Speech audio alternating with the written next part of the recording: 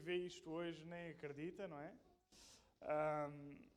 Muito trabalho, mas também muita... não tenho mousepiece.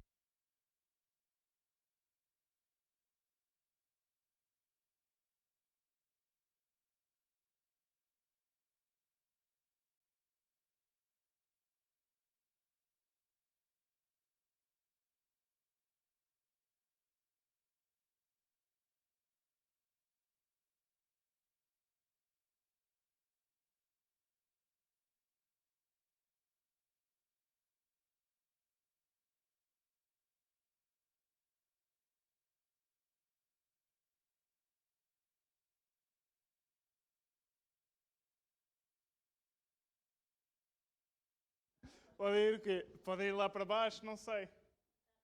Estão coordenadas, não é? Bom, hoje é um dia atípico, como vocês podem ver, estamos a terminar ainda as obras. Depois do culto da nossa reunião, vamos continuar. Por isso, não vamos fazer o habitual almoço aqui com as mesas e ficar aqui a conversar, está bem? É natural que aqueles que vamos ficar a trabalhar e a servir outra vez, comamos aqui qualquer coisa e arrancamos com o trabalho, está bem? Pronto, mas todos os outros domingos fazemos os nossos almoços juntos. Eu gostava que lêssemos o versículo 6 do capítulo 6. Fala sobre aquele famoso versículo que nós conhecemos muito bem, que é tudo aquilo que o homem semeia vai colher, não é? Bom, mas eu vou-vos recordar.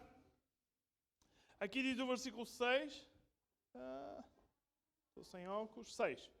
Mas aquele que está sendo instruído na palavra, faça participante de todas as coisas boas aquele que o instruiu. Okay? Este versículo é só o contexto do verso que nós usamos muito. Okay? Gosto que diz, faça participante de todas as coisas boas. Porque normalmente, não é o nosso caso, não é o caso da nossa igreja, mas há muitas pessoas que gostam de fazer participantes, aqueles que os instruem na palavra, é das coisas ruins, como dizem aqui os meus compatriotas do Brasil. As coisas más, não é? Mas a Bíblia diz que não, que devemos partilhar todas as coisas boas. E neste contexto, no contexto de igreja, no contexto de família, é que diz assim, 7. Não vos enganeis.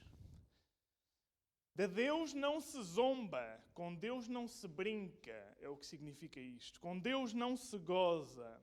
Pois aquilo que o homem semear, também ceifará. Tudo aquilo que o homem der, semear, vai colher. Porque o que semeia para a sua própria carne, colherá corrupção. Mas o que semeia para o Espírito, do Espírito, colherá vida eterna. Nós temos a tendência a pensar às vezes nestes versículos como algo muito romântico, muito espiritual, não é?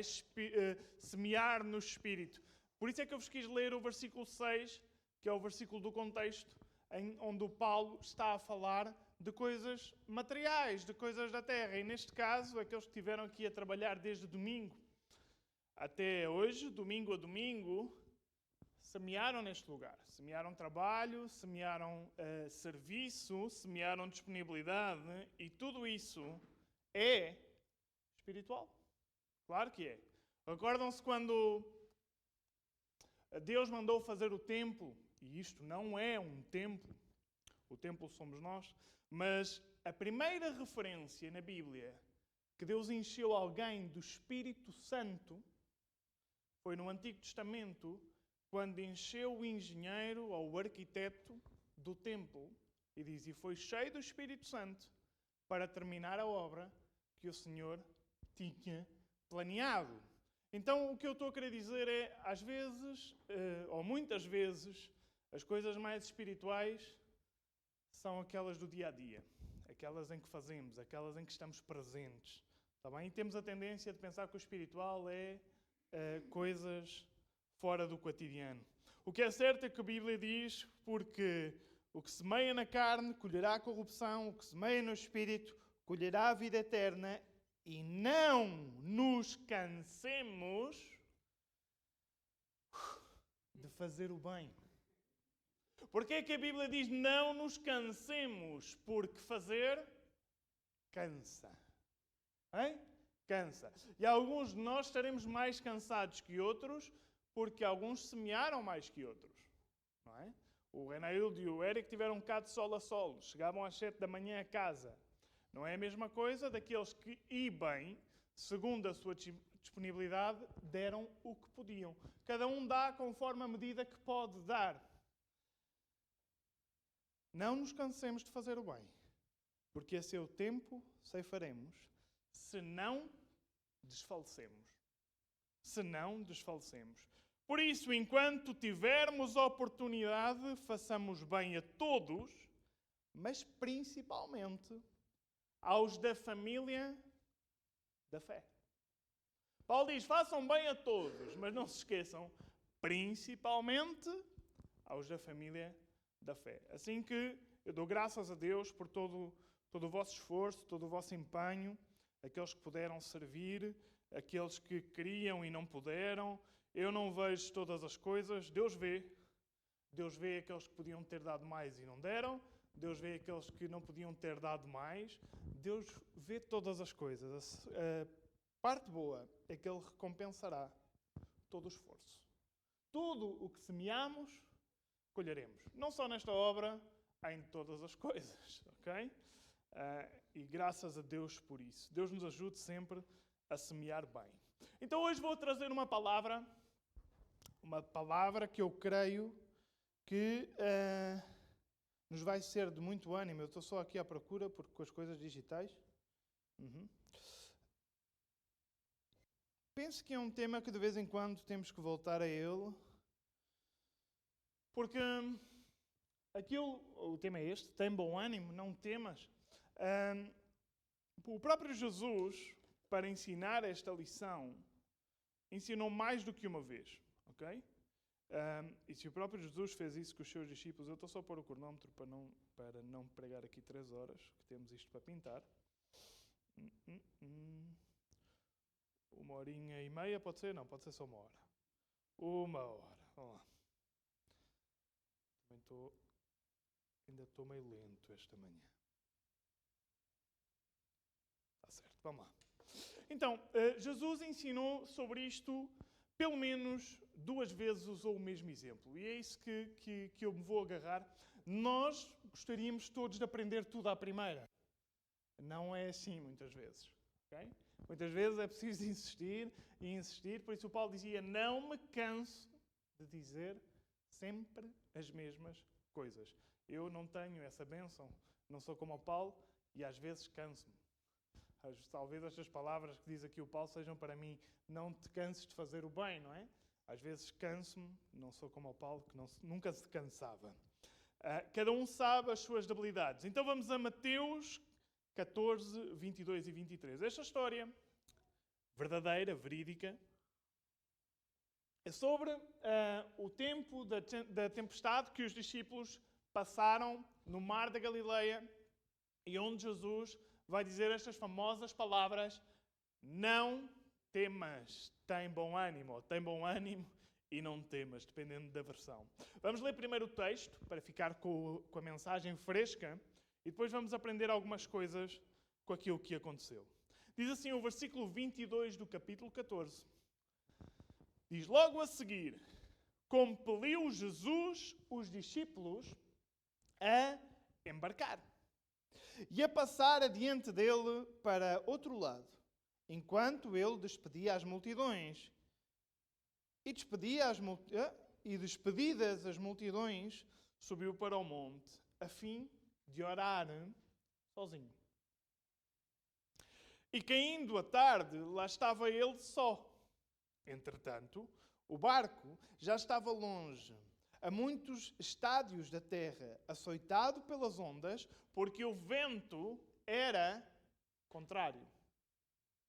25. Na 4ª vigília da noite, foi Jesus ter com eles, andando sobre o mar. E os discípulos, ao verem-no andando sobre as águas, ficaram aterrados e exclamaram: "É um fantasma!" E, tomados de medo, gritaram. Mas Jesus imediatamente lhes disse: "Tende bom ânimo, sou eu, não temais." Não temais. Respondendo-lhe Pedro, disse: "Se és tu, Senhor, manda-me ir ter contigo sobre as águas." Pedro arrojado aqui, hein? "Se és tu, manda-me ir ter contigo sobre as águas." 29. E ele disse: "Vem!" Vem, Pedro. E Pedro, descendo do barco, andou sobre as águas e foi ter com Jesus. Reparando, porém, na força do vento, teve medo e, começando a submergir, gritou: "Salva-me, Senhor! Salva-me, Senhor!" E prontamente Jesus, estendendo a mão, tomou-o e lhe disse: "Homem de pequena fé, por que duvidaste?" Homem de pequena fé, porque duvidaste. 32. Subindo ambos para o barco, cessou o vento. E os que estavam no barco o adoraram, dizendo: "Verdadeiramente és o Filho de Deus." Deixa-me só abrir a garrafa de água.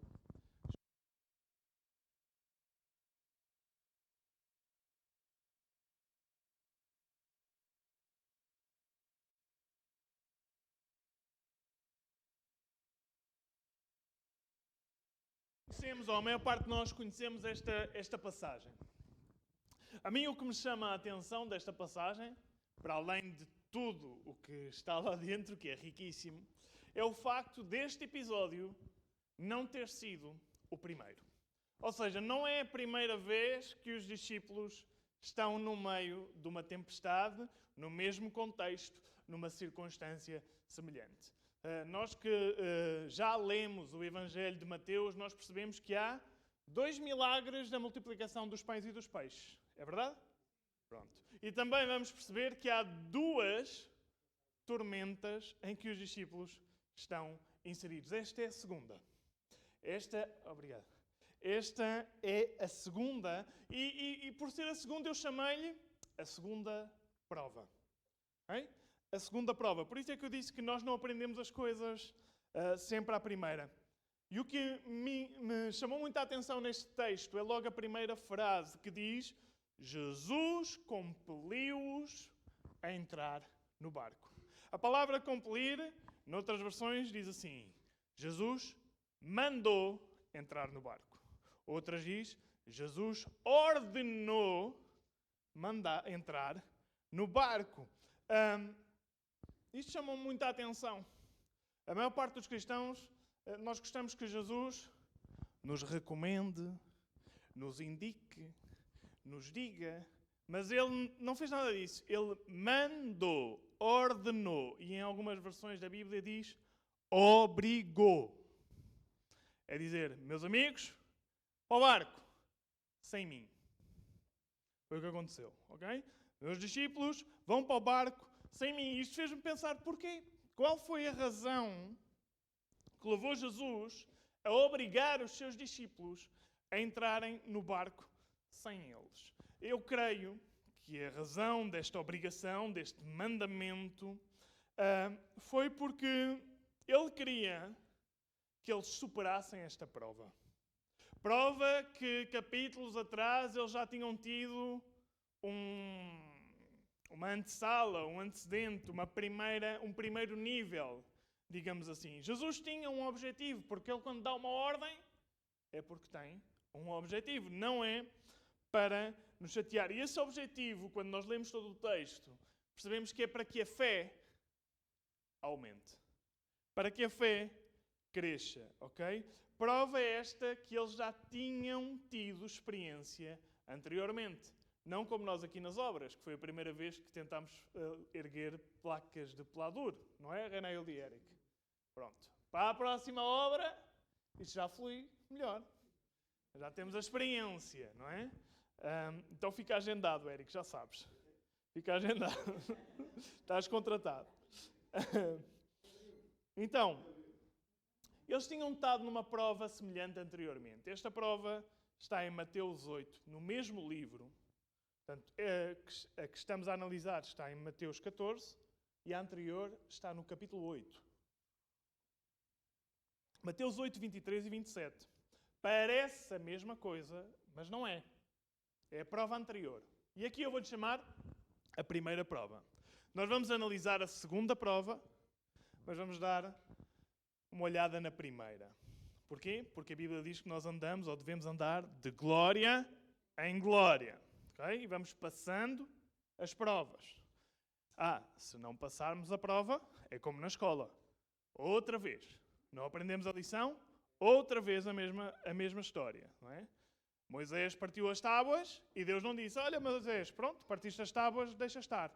Não, Moisés, sobe outra vez. Tábuas outra vez. Okay? E é o que acontece connosco. Quando nós não passamos as provas que Deus põe, outras coisas não são provas, são consequências de pecado. Mas quando são provas da parte de Deus, prova, como é que tu sabes que é uma prova? Quando Deus manda. Tu não podes dizer, eu estou numa prova. Não, muitas vezes não estamos numa prova, estamos nas consequências da nossa desobediência. Isso não é prova, isso é consequência de pecado. Okay? Prova é, Jesus ordenou, eu vou e estou a passar dificuldades na obediência. Isso é a prova. Então diz assim, na primeira prova, Mateus 8, 23. Vejam como é o mesmo lugar, mas com circunstâncias diferentes. Então, entrando ele no barco, os discípulos o seguiram. Na primeira prova, Jesus diz, olha, é a primeira vez, eu vou à frente, venham comigo. Ok? E eis que sobreveio um mar, uma grande tempestade, de sorte que o barco era varrido pelas ondas. Tempestade na mesma, pelas ondas.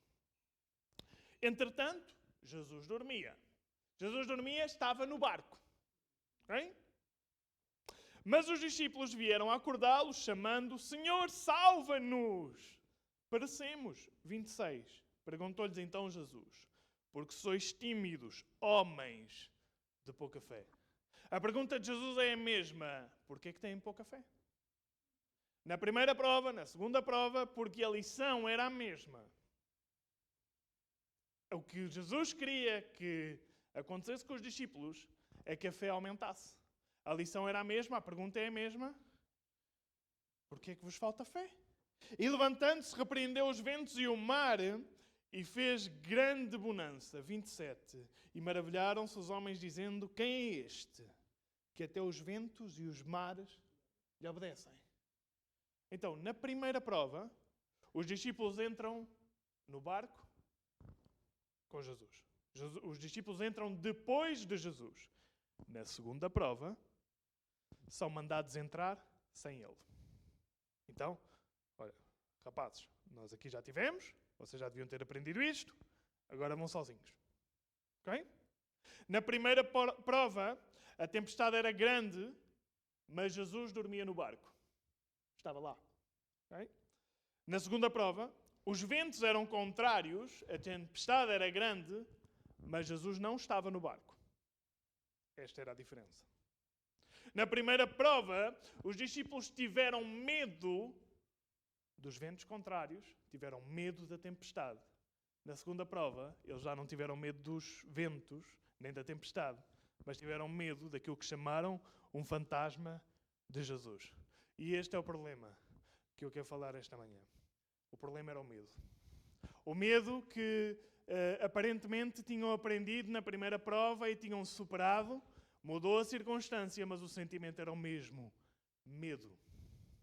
Temor. E o temor vai atacar diretamente a nossa fé. Por isso é que Jesus pergunta, porquê é que vos falta fé? O problema é o medo. Se antes tinham medo dos ventos, agora todos contentes diziam, eu já não tenho medo dos ventos, mas aparece outra coisa diferente e têm medo no coração. E continuam com o temor agarrado. Por isso é que Jesus nos leva de prova em prova, porque Ele quer arrancar esse medo dentro dos nossos corações. Em ambos os casos, na primeira prova ou na segunda, Jesus pergunta: porquê é que vos falta fé? Porquê é que vos falta fé? Porquê é que são dominados pelo medo? Durante estas obras, e não querendo desrespeitar, porque nós é que falhamos, apareceram aqui as autoridades, notificaram-me, porque nós não podíamos estar a fazer barulho. E nós achámos que não estávamos a fazer tanto barulho assim, porque à noite não está aqui ninguém. Mas, na verdade, nós é que estávamos a falhar, não é? Nós trabalhámos até às 3 da manhã, trabalhámos até às 7 da manhã, e apareceu aqui a polícia e passou-se connosco, não é? E passou-se comigo. E bem, Deus tenha misericórdia e que não me multem. Okay? Levaram os meus dados, assim que orem por nós, levaram os meus dados e dizem que nos vão multar. Nós não parámos a obra. Pois não? Nós dissemos assim, olha, ok, peço desculpa, vamos fazer menos barulho, vamos fazer menos furos. Claro, nos outros dias quando eu vinha aqui via o Renaíl. E o Renaíl, pá, veio a polícia outra vez. Bem, enfim. Não faças barulho. Não, são só 2 furos. Enfim. Não parámos a obra. Porquê? Porque, embora não tenhamos vencido o medo em todas as coisas, nós já aprendemos também algumas coisas. Nós fomos uma igreja que no tempo do Covid nunca fechamos. Pois não? Lembram-se disso? Pronto. Lembram-se que nós andámos ali e eu até disse. Isto está gravado, não é? Mas pronto, enfim. Renaldo, como é que a polícia entrou aqui, pá? Então nós tivemos 3 anos aqui a fazer reuniões no Covid, nunca entrou cá ninguém e hoje entra por aqui a... Enfim, porquê? Relaxamos. Ou seja, nós somos este tipo de discípulos que aprendemos nas primeiras provas, que nos lançamos contra correntes, contra ventos. Tem um tema parecido daquilo que estou a falar hoje, no tempo do Covid, dei muitos para nos animar. Nós passámos muitas provas, mas não significa que o medo não tenha já saído dos nossos corações. Porque se nós temos um problema com o temor, ele está lá agarrado, está incrustado. Okay? Mudam as circunstâncias e tu esqueces-te que já passaste situações como a Covid. Tu esqueces que enquanto os outros estavam todos fechados, nós andávamos a visitar toda a gente. Enquanto toda a gente andava de máscara, nós andávamos aos beijinhos e aos abraços e a tocar nos mais velhos e nos mais novos. Porquê? Porque entendemos que podíamos lançar-nos em fé. Ok? Vocês lembram-se dessa época? Parece que foi noutra altura, mas não. Agora mudam as circunstâncias e continuamos com temor. Pode ser a parte financeira, pode ser os meus filhos, pode ser o que for, mas o problema é o medo. Qual é o problema do medo? Destrói a fé. Ataca a fé. E se tu és uma pessoa temerosa, como eu também sou, muitas vezes, nós temos que aprender esta lição no meio das provas, ok? Não era aqui quando Jesus fala homens de pouca fé, não é que eles tinham que ter a responsabilidade de parar o vento, de parar as ondas, de controlar todas as circunstâncias. Não, isso é Deus que faz. Quando Jesus diz homens de pouca fé, é porque se deixaram render pelo temor. Deixaram ou não se lembraram que é Jesus quem controla o visível e o invisível. Que é Deus quem está no controle. O que Jesus queria era arrancar o medo que nos leva a duvidar de Deus. E o que Ele quer hoje é fazer exatamente o mesmo. Arrancar o medo que nos leva a duvidar da palavra de Deus. Ele disse estas palavras a Josué 1:9. Não vos mandei eu. Esta parte é muito importante, porque, claro, quando é que eu posso não ter medo nenhum e ter total segurança? Quando eu estou onde eu tenho que estar, porque Deus disse que eu tinha que estar ali. Eu não posso fazer tudo o contrário do que Deus diz e depois dizer, não, eu não tenho medo, Deus está comigo. Claro, Ele está contigo, mas Ele mandou-te para a esquerda, tu foste para a direita. Então, Deus pergunta a Josué, não te mandei eu? Ser forte e corajoso. Não temas, não te espantes, porque o Senhor teu Deus é contigo por onde quer que tu andares. Porquê? Porque eu mandei.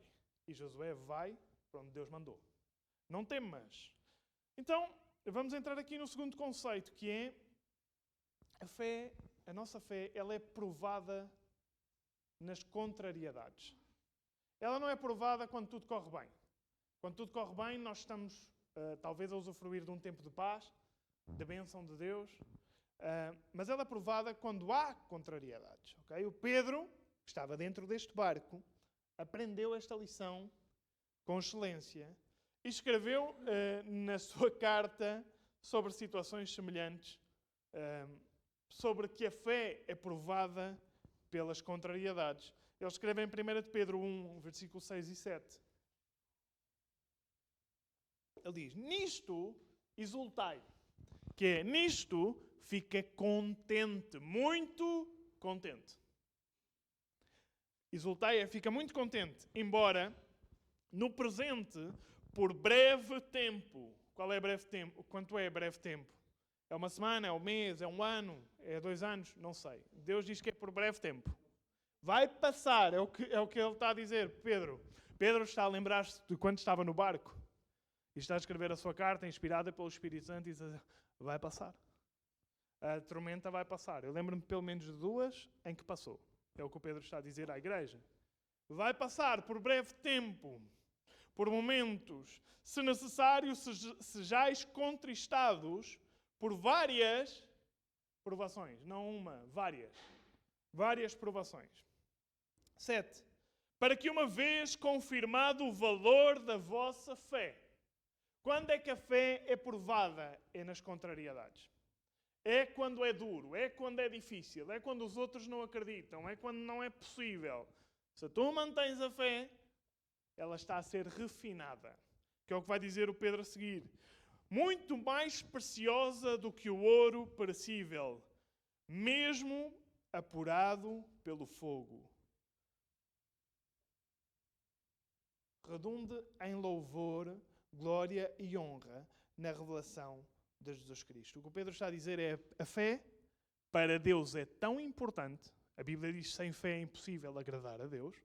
A fé para Deus é tão importante que Ele quer elevá-la, fazê-la crescer, que ela fique pura, que ela mova montanhas se necessário. Então, para que isto aconteça, nós temos que ir de glória em glória. E para isso, temos provações. Temos aflições. A forma como nós enfrentamos essas coisas é que vai fazer com que a fé seja refinada. E um vírus que dá cabo da nossa fé é o medo. É o medo.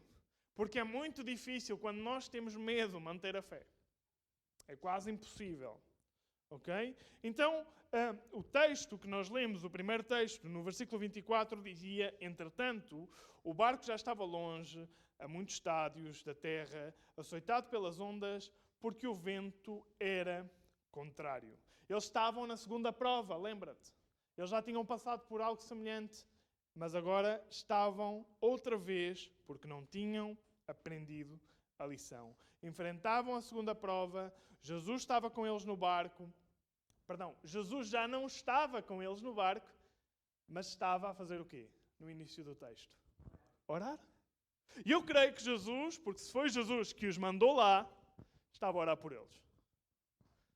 Porque ele diz, eu orei para que a vossa fé não falte. Ele diz em Hebreus, eu continuo a orar por vocês estando no céu. Jesus está da nossa parte. Jesus ora para que a nossa fé não falte. Ele diz, eu não os tirei do mundo. Eu não lhes tirei as aflições, mas eu orei por eles. Então Jesus, creio eu, estava a orar por eles. Senhor, ajuda-os na prova. Ajuda-os a manter a calma. Ajuda-os a viver em fé. Ajuda-os a não ter temor, que eu já lá vou ter com eles. Porque Jesus nem precisava de passar no barco. Quem anda a pé sobre as águas podia ir direto embora. Não, eles dizem, eu vou lá ver como é que eles estão. Como é que estão a superar a prova. Eu creio que Jesus estava a orar por eles. Isso o texto não diz, mas o que eu estou certo e seguro é que Jesus hoje ora por nós. Porque diz Hebreus que Ele intercede por nós. Então Ele está sempre da nossa parte. O facto de Jesus orar por nós não significa que não tenhamos provações. Às vezes nós pensamos, não, Deus não está comigo porque eu estou a passar por isto. Não, estamos a passar por isto, mas não estamos a passar sozinhos. Porque Jesus está a orar por nós. Está a interceder pelos seus discípulos no meio das suas provas. Eles estavam exatamente no meio do mar da Galileia. Nós, se lermos Mateus, não conseguimos perceber isto, porque ele diz muitos estádios, mas se lermos João a contar a mesma história, Ele diz que, onde é que eu tenho a referência a isto? Diz que estavam entre 25 a 30 estádios, que são mais ou menos 6 km. O Mar da Galileia tem 14, ok? De largura. Então, o que o texto nos diz é, estão mesmo no meio. E quando nós estamos no meio de uma prova, já não dá para voltar atrás. Já não dá para dizer, pronto, eu preferia não ter vindo aqui. Não, agora já estás no meio, rapaz. Já lá estás. Já fizeste meio caminho, não vais voltar atrás, porque o caminho que vais fazer para voltar atrás é o mesmo caminho para sair dela.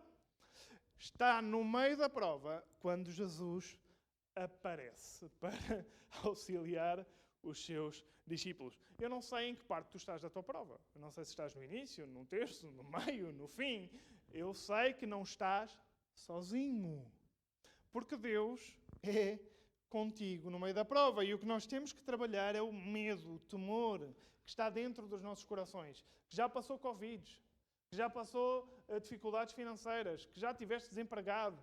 Enfim, que já tiveste muitas dificuldades e Deus te ajudou em todas elas. Agora estás numa nova e estás outra vez cheio de medo. Nós somos assim. Estás outra vez cheio de temor, como se, meu Deus, o que é que eu vou fazer agora? Pois o mesmo que fizemos nas outras. Deus é connosco. Deus vai nos ajudar, Deus vai nos auxiliar em todas as coisas. Diz o texto, porque o vento lhes era contrário. Contrariedades. No Evangelho de Marcos, acrescenta alguns detalhes sobre a mesma situação, que ele diz que se fatigavam ao remar. Ou seja, cansavam-se. Normal. Se o vento é contrário, se tu estás a remar contra a maré, cansa. O que Marcos está a dizer é, tanto remaram contra as contrariedades, estão esgotados. Estão cansados. Se fatigaram de remar, e diz o Marcos, que é mais detalhista, e fizeram até à quarta vigília. A quarta vigília é entre 3 e 6 da manhã.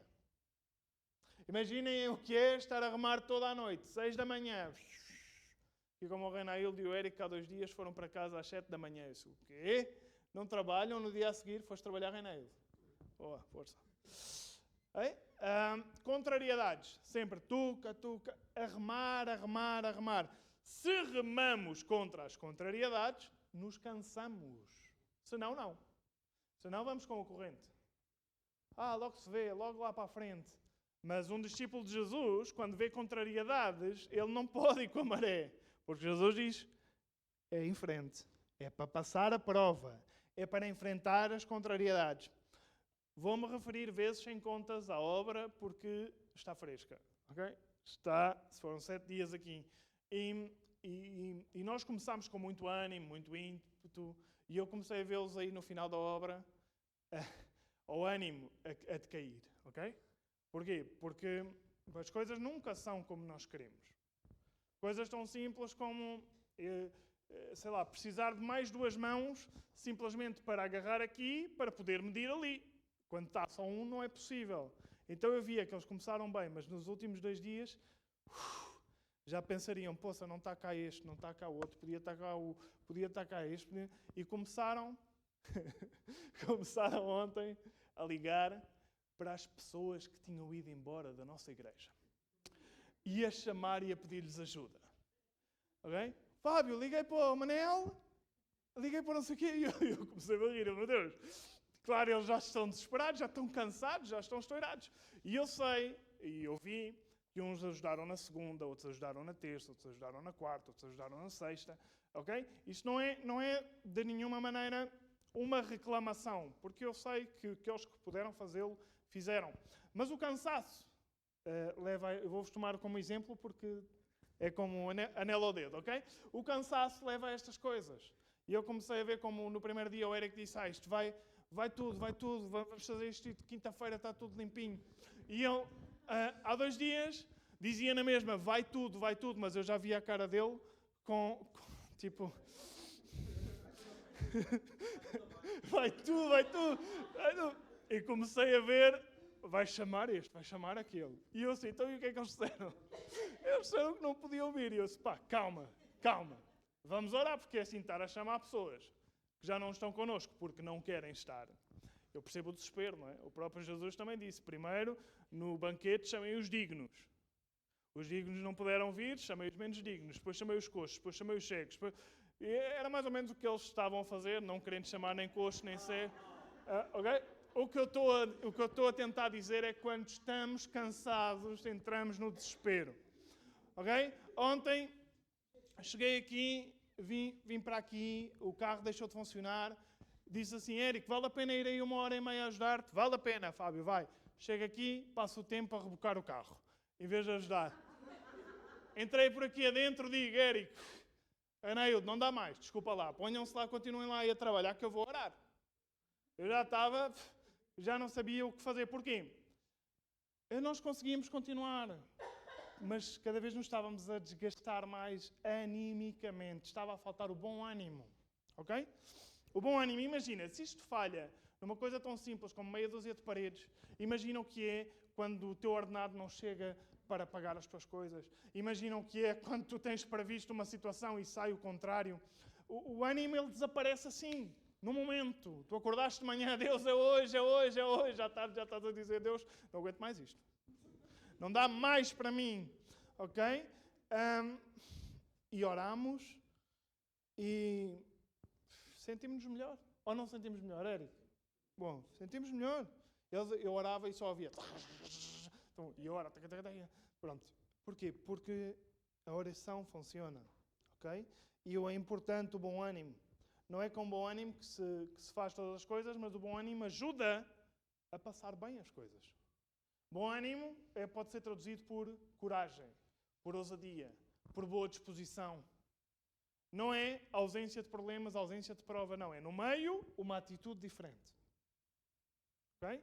Então eu comecei-lhes a dizer, e a mim mesmo, não olhemos para os outros. Não comecei, porque senão, quando chegarem cá eles no domingo, não podemos ver nenhum.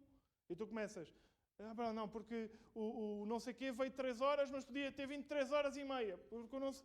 E começamos a carregar com toda a gente. Ok? E sei, porque orando, sei que todos fizeram o que podiam. Ok?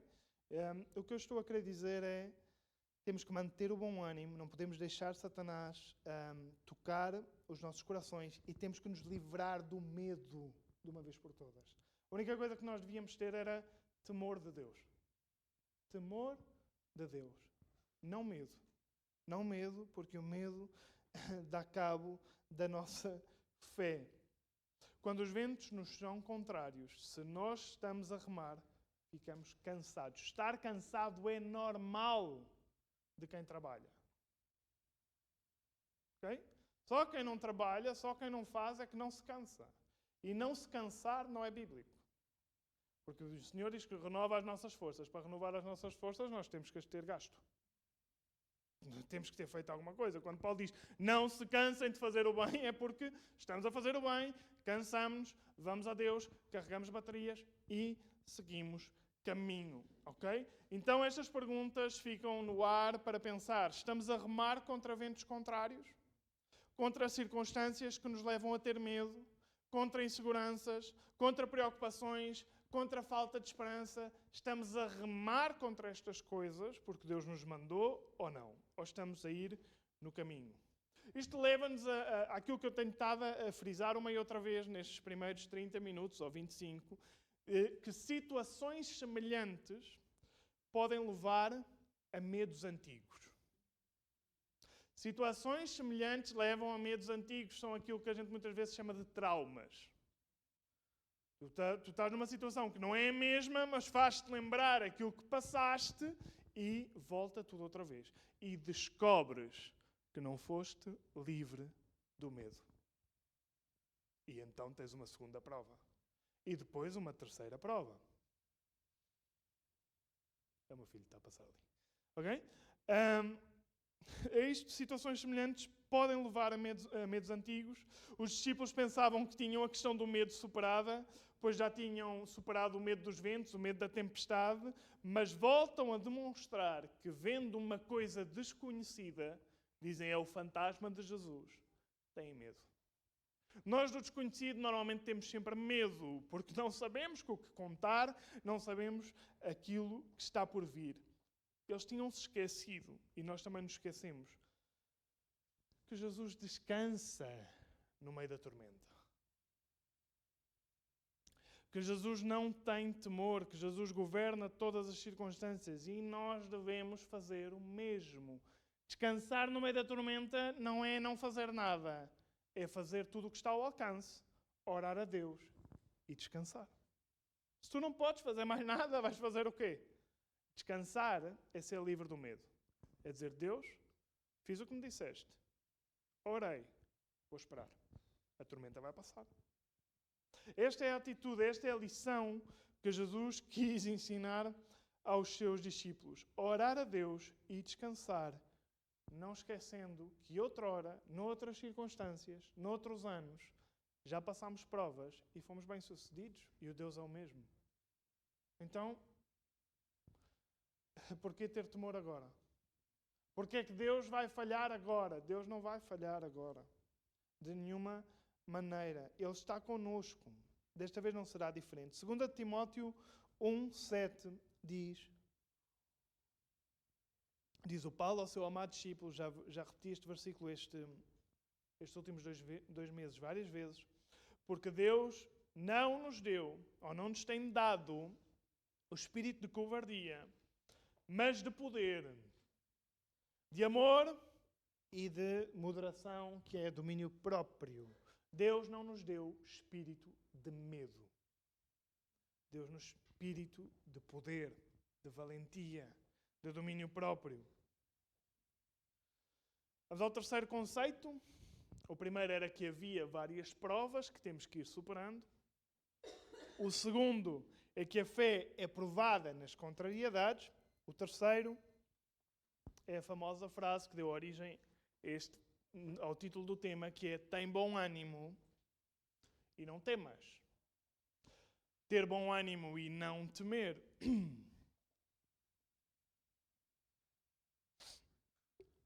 Para fazer frente ao temor, este temor que chega a tocar a nossa fé, a danificar a nossa fé, Jesus recomenda, e aqui digo recomenda porque Ele não ordenou, mas como nós somos bons discípulos de Jesus, uma recomendação para nós torna-se um mandamento.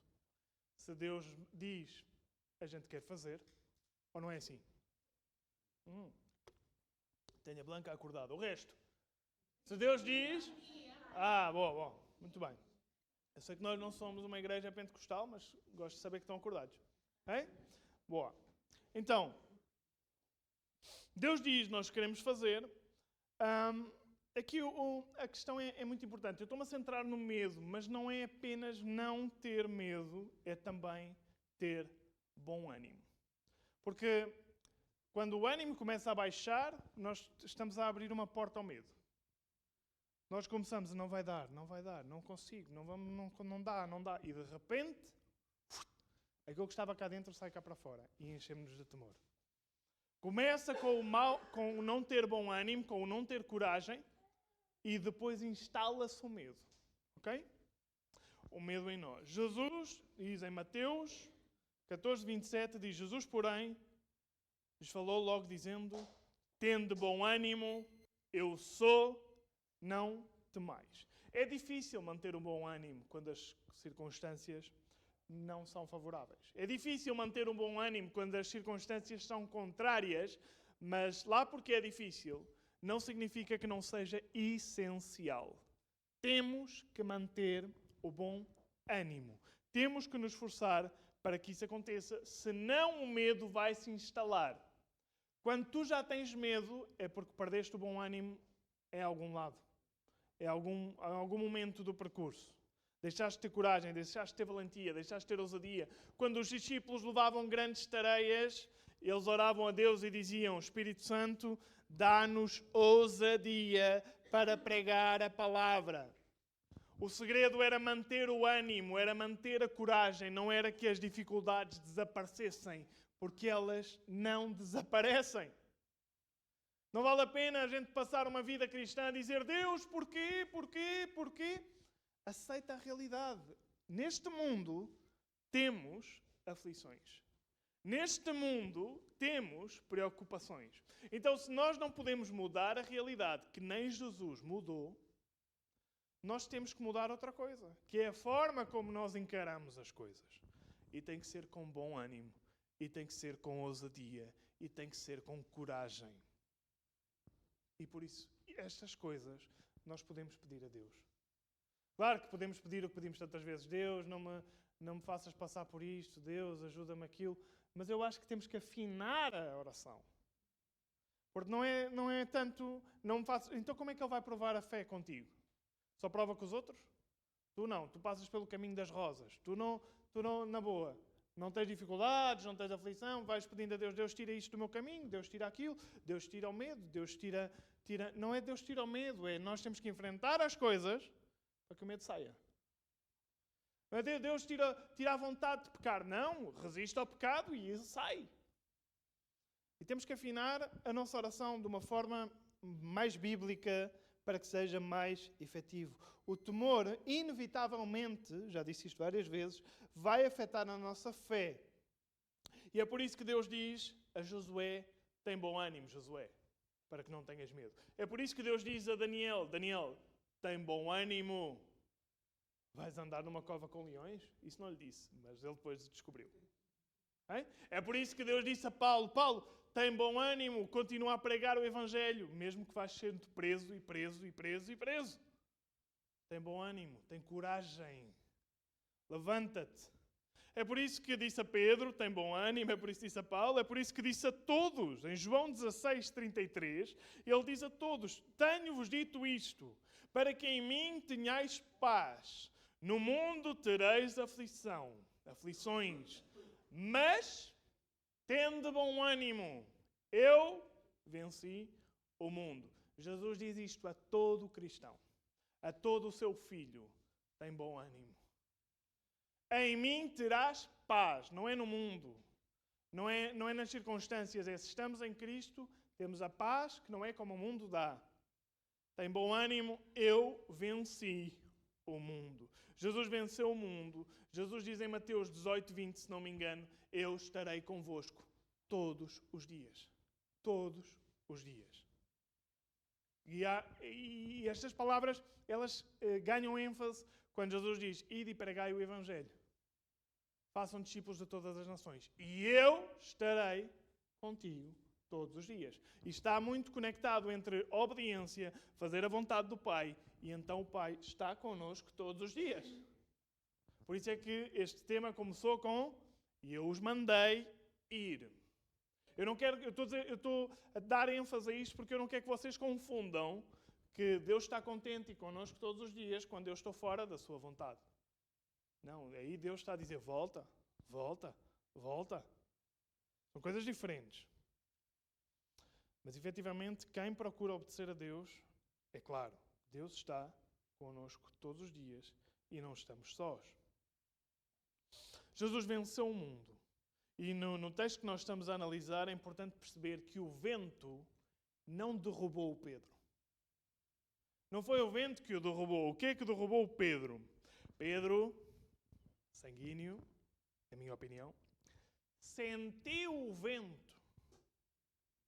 Isto é para os sanguíneos, para os melancólicos, para os fleumáticos, para todos. Quando a gente começa com o sentir, sinto isto, sinto aquilo, já estamos com problemas.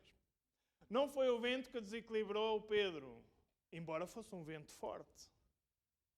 Ele estava a caminhar sobre as águas, milagre, por causa da fé. Mas quando ele sente, diz, ai. E entra o medo. Porquê? Porque os sentidos têm esta particularidade, podem nos enganar. Sentir um vento forte, isto lhe produz medo, e depois do medo, começa a vir ao fundo. Depois do medo, começa a ir ao fundo. Quando nós nos deixamos guiar pelo que sentimos, isso pode dar cabo da nossa fé. Pode dar cabo da nossa fé. Nós começamos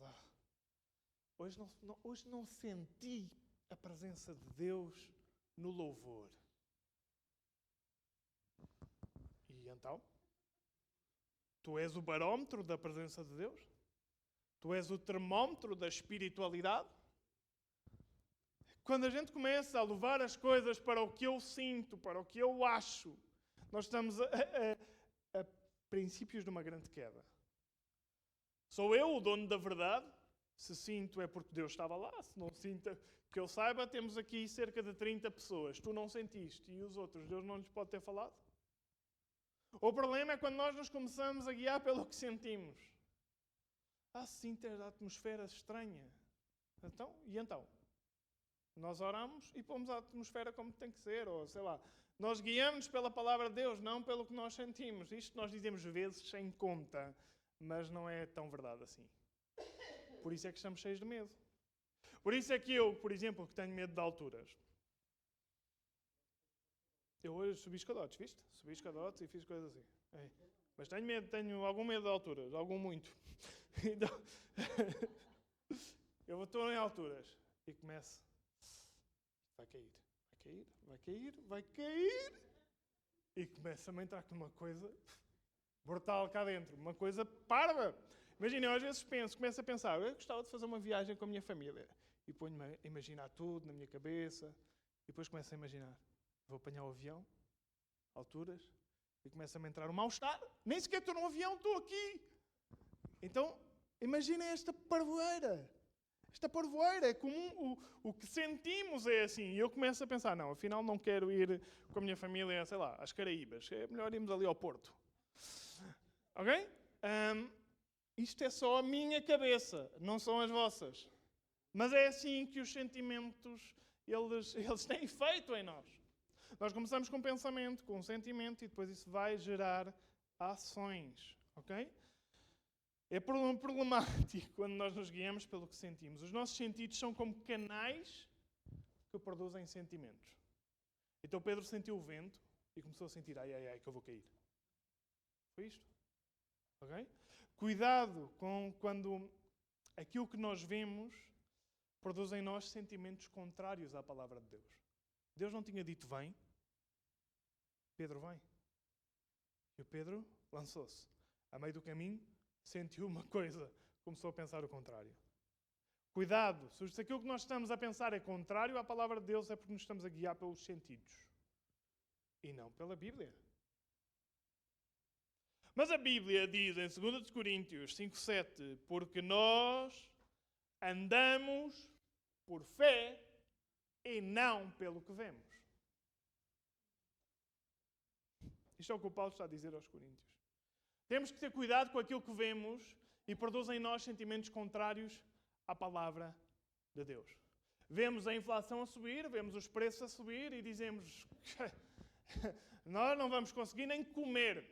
E Jesus diz, não estejam outra vez como os gentios, com medo do que é que vão comer, do que é que vão vestir, onde é que vão morar. Não estejam com medo. É o nosso prédio. Okay? Estamos apreensivos porque parece que vão subir a renda à malta do prédio da CCI. Que não é da CCI, mas nós achamos que é. Okay? Oremos. Não é? Sei lá, para baixar, para que subam os ordenados, para o que for. Não faço ideia. Eu não sou Deus, mas podemos orar. E Deus pode pôr a mão. Ou não? Então, é o que vamos fazer. Eu sei que é essa a vossa disposição. Vamos orar e é em janeiro que Ele vos vai visitar, não é? Então, vamos ver o que é que sai daí. Vamos orar. O que é certo é que a Bíblia diz não temam. Ele não diz, não, os preços não vão subir. Eu tenho 30 anos, 34, e às vezes já me sinto um velhote. Porquê? Eu só falo do preço das coisas. Isto está tudo tão alto. O combustível, a luz, a comida. Aquilo que eu ouvi aos adultos dizer, não lembram-se? Agora sou eu a dizer essa conversa todo o santo dia. Eu digo, mas estou a ficar maluco ou quê? Sempre foi assim. Sempre foi assim. E agora, acaso Deus não sabe que as coisas sobem? Quando lemos Apocalipse, sabemos que nos últimos tempos vão tocar nos bens essenciais. Não vão tocar nos bens de luxo. Diz, como é que a gente há de viver? Não há sítio para viver, porque não sei o quê. E eu, como vocês sabem, como a área das contas é uma área que me apaixona, depois caio nestas armadilhas. E começo, o que é que isso interessa? Acaso Deus nos vai deixar desamparados? Se o pão agora custa mais 25%, Deus terá que suprir esses 25%. Poderá e verá, porque Ele diz que não fará pão, não faltará pão a um justo. Então, Deus, como está dentro da inflação, vai cuidar do tema. Não vai dizer, não, como há inflação, meu filho, só vais comer meia carcaça hoje. Não é? Só que a verdade é que nós pensamos assim. Nós temos medo das coisas quando Deus disse, não tenham medo. Eu estou convosco. Se temos medo, ataca a fé. Se ataca a fé, é impossível agradar a Deus e estamos metidos em problemas. Se tocam a nossa fé, estamos metidos em problemas. Se não tocam a fé, não. Estamos inabaláveis. Podem tocar o corpo, podem tocar a alma, mas não podem tocar o nosso espírito que se renova a cada dia. Temos também de ter cuidado com aquilo que vemos, não é? Já vos disse. Quarto e último ponto.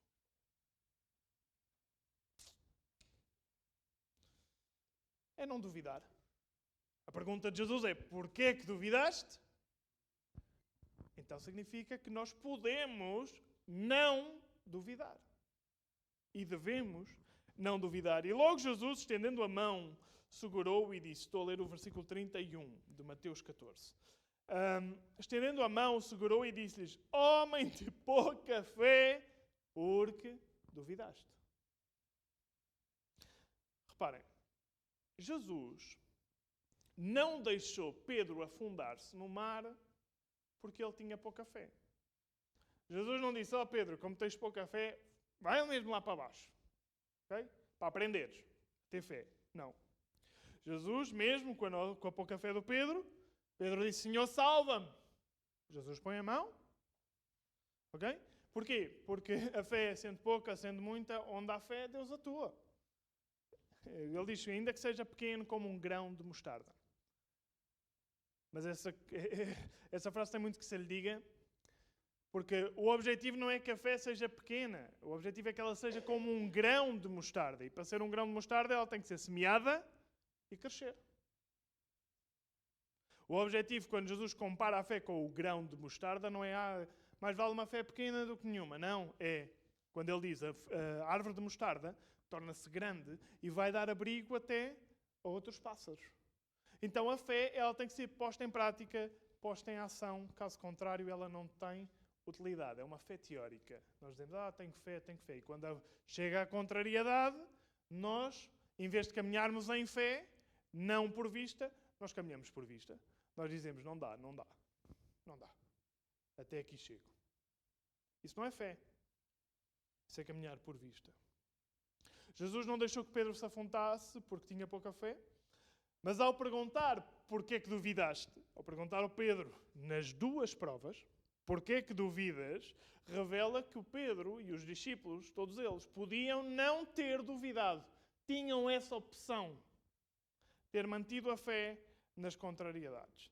Ter bom ânimo, que tenho aqui falado, não é ter um pensamento positivo apenas. Não é a lei da atração, como nós às vezes ouvimos. Tu pensa que vais ter um carro e ele vem. O que é teu, o universo entrega. Aquelas histórias todas para aí. E alguns já baralham estas coisas com a fé. Então, se pensares muito, Deus dá, porque não sei quem. Não. Bom ânimo não é esse tipo de pensamento. É ser positivo, porque sabemos que Deus está connosco. E Ele mandou, e nós fazemos. Ter coragem é fazer o que Pedro também fez. Lançar a rede outra vez. Tu mandaste, Senhor? Eu já fiz milhares de vezes isto. Não estou a conseguir nada. Tu mandaste? Eu lanço. Isto é ter coragem. É ter bom ânimo.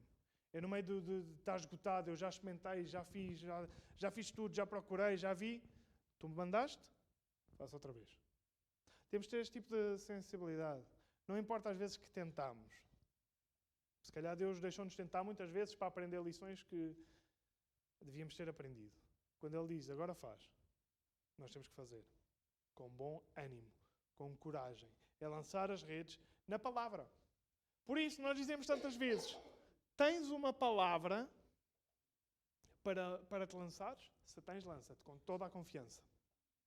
Com toda a confiança. Palavra é esta. É a palavra profética mais segura, diz o apóstolo Pedro. Aprendi esta lição em algumas provas anteriores e agora não quero lançar-me, não digo que não faço, porque muitas vezes faço, mas não quero lançar-me sem palavra. Se tenho palavra, eu aguento todas as contrariedades. Senão, já não. Porquê? Porque eu digo, Deus, tu disseste, eu continuo. Tu disseste, falaste comigo, disseste na tua palavra, então eu aguento. Não sei se é 1 ano, se é 2, se é 3, se é 4, se é 20. Quanto tempo teve Abraão à espera do seu filho? Não sei quanto tempo tu tens que esperar, mas se tens palavra, vai acontecer. Bem, já estou a beber desta garrafa, deste copo. Já estou a beber de todo lado, não é? Obrigado. Mateus 21, 21 ao 22. Vou acabar com estes 2 textos. Este e outro texto, ok? Jesus, porém, respondendo, disse-lhes, em verdade vos digo, se, condicional, se tiverdes fé e não duvidardes, se tiverem fé e não duvidarem, porque se nós temos fé, chega à prova e duvidamos, não funciona. Se tivermos fé e não duvidarmos, não só fareis o que foi feito à figueira, mas até se a este monte te disserdes, ergue-te e precipita-te no mar, assim será feito. O que Jesus quer dizer com isto é, se tiveres fé e não duvidares, até as coisas que te parecem impossíveis, elas serão feitas. Não é para nós andarmos a brincar e tomar este texto literal. Lá vou passar a Serra de Sintra para aqui. Não é nada disso.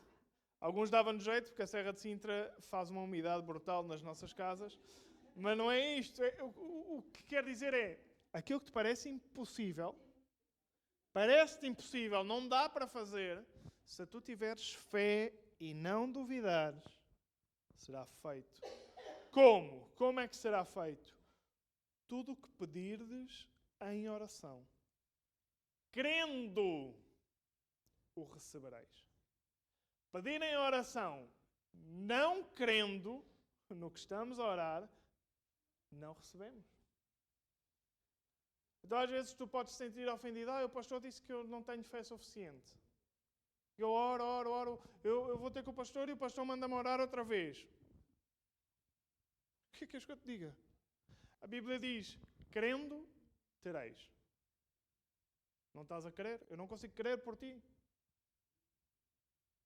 Se pedires crendo, tereis. E se pedirmos bem, depois diz o Tiago, não é? Se pedirmos bem, não pedimos para os nossos próprios deleites, porque somos cristãos.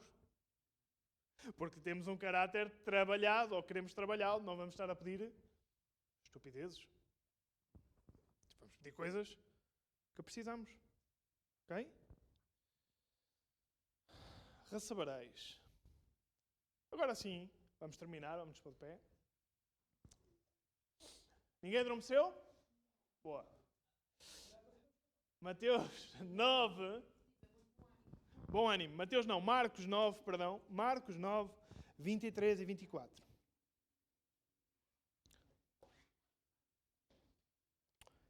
Jesus disse-lhes. Disse a este homem.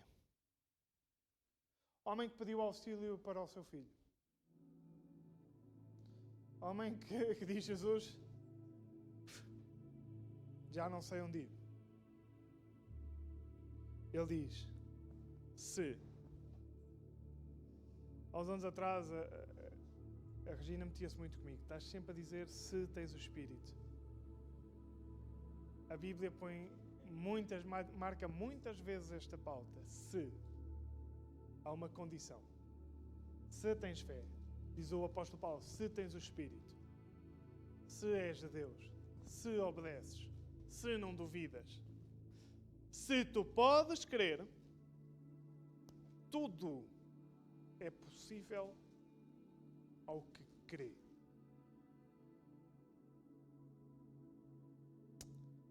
É possível ao que crê. E logo o pai do menino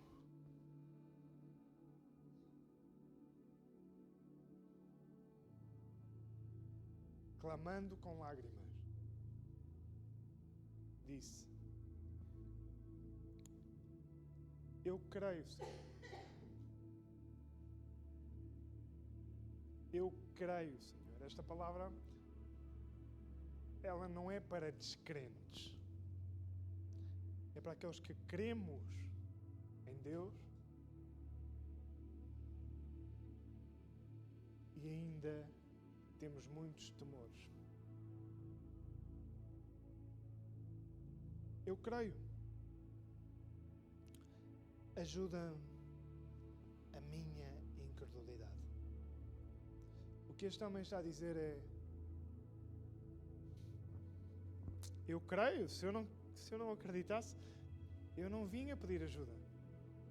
Eu não vinha ter contigo. Eu não estaria neste lugar. Eu nem sequer houve cafetaria hoje. Se eu não acreditasse que tu me podes falar, que é o lugar onde eu tenho que estar, eu creio. Mas ajuda-me a crer mais. É o que isto quer dizer. Eu acredito até certo ponto. Eu acreditei em todas as provas para trás. Por isso ultrapassei-as. Mas agora estou a desfalecer. Estou cansado. Este é o problema das provas. É que quando são as primeiras, nós enfrentamos-as com bom ânimo. Quando já são 2, 3, 4, já falta o ânimo. Então já vamos para a prova dizendo outra vez.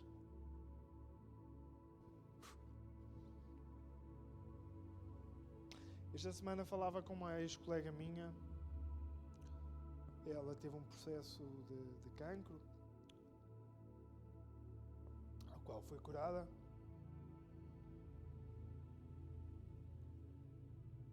E há uns meses atrás recebeu a notícia de que podia voltar a ter cancro outra vez. Foi-se muito abaixo. Muito abaixo. E eu perguntava: porquê é que foi tão abaixo? O que é que se passou? Repara, ela não tem cancro outra vez. Só com a possibilidade, porque o médico disse, o quadro que tem, possivelmente vai ter cancro outra vez. Só a possibilidade de pô-la no chão. E há anos atrás, tendo efetivamente a doença, eu via com um ânimo brutal. Vamos embora, vou fazer os tratamentos. Não deixou o trabalho. Desta vez ela disse: Fábio, a primeira coisa que eu vou fazer é deixar o meu trabalho e vou dedicar-me à minha família. Fez bem, na minha opinião. Estava na altura, conheço bem a pessoa. Mas a mim surpreendeu-me a falta de ânimo. E ela dizia: Fábio, 2 vezes, Fábio, não estou preparado. É demais. E isto é o que nos acontece, com situações talvez menos dramáticas. Mas na primeira prova temos fôlego. Nas outras que vêm, perdemos o ânimo. Enchemos-nos de medo. Danificamos a fé. E a razão, volto-te a lembrar, pela qual há provas e provas, é porque há um Deus que é connosco e quer aperfeiçoar a fé. Olha para nós e diz: com este filho eu posso trabalhar mais. Eu posso ir mais à frente. Vou aperfeiçoar a sua fé.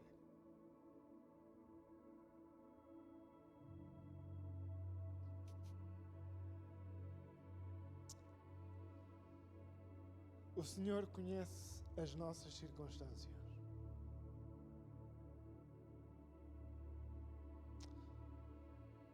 Senhor, ajuda-nos na nossa incredulidade. Ajuda-nos onde somos débeis. Dá-nos ousadia outra vez. Dá-nos coragem. Dá-nos bom ânimo. Estas coisas podemos pedir com liberdade. Para enfrentar, Senhor, aquilo que vem para nos desgastar pouco a pouco. Para que o medo seja dissipado de todas as esferas da nossa vida. Que importa se é medo do vento, se é medo do desconhecido. O que nós queremos é deixar de nos mover pelo medo e mover pela fé. Temos temor, Senhor, dos sistemas educativos, do que ensinam aos nossos filhos. Sabemos como é difícil erguer creches, erguer colégios, remar contra a maré. Mas não nos queremos mover pelo medo e pela fé. É pela fé, Senhor. Dá-nos, Senhor, sabedoria.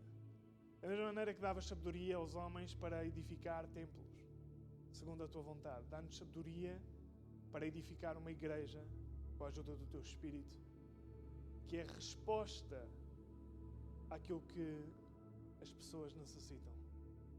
Um encontro contigo. Que aqueles que já estamos neste lugar, Senhor, possamos também encontrar resposta às nossas necessidades. Aumenta a nossa fé. Vamos orar, família. Ajuda-nos nos nossos passos, Senhor. Onde os nossos passos falham, íamos bem e agora passamos a guiar-nos pelos que sentimos. E perdemos o controle. E perdemos o leme. Começamos bem, Senhor. Mas nós também não estamos sozinhos no barco. Jesus intercede por nós. Jesus ora por nós. Jesus é connosco. E Jesus venceu o mundo. E venceu a morte. E venceu o pecado. E venceu Satanás.